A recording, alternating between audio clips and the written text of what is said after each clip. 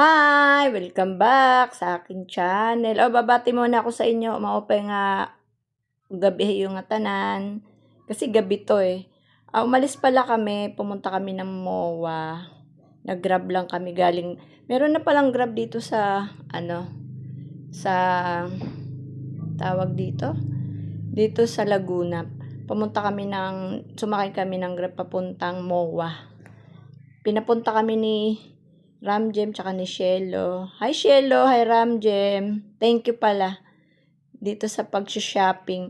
Kasi dumating yung pamangking ko si Gina galing Samar. Pinasyal namin. Pinapunta kami ng MOA.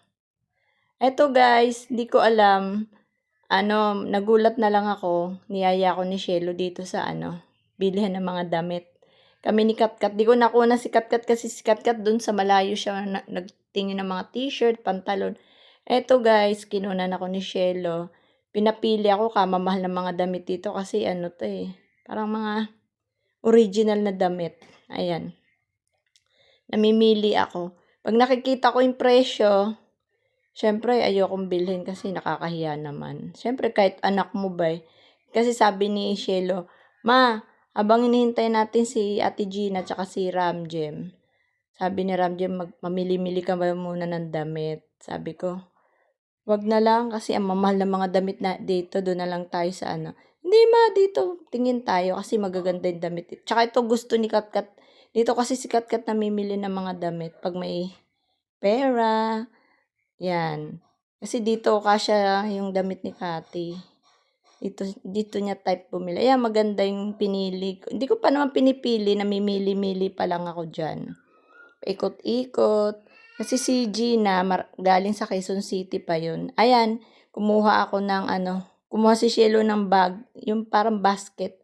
Pero parang bag. Ayun, nilagay ko na dun yung gusto ko. Ayan.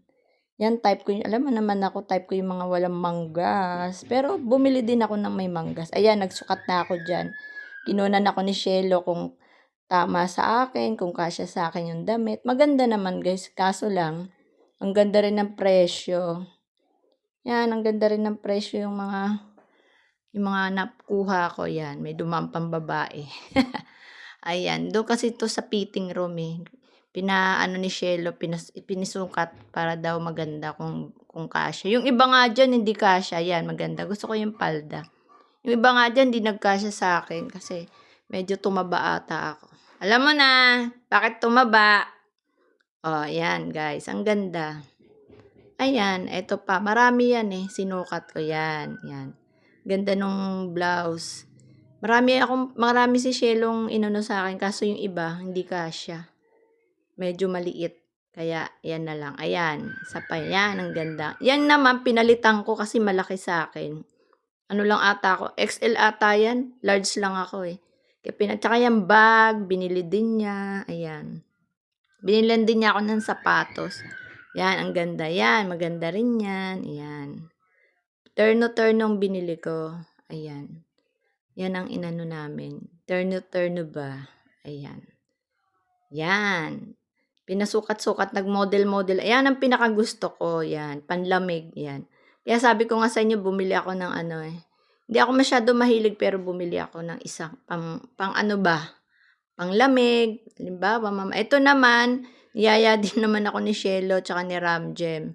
Dito sa bilihan, ang mamahal dito pinabili nila ako ng lipstick na kahit papaalam na ko sa inyo, bye!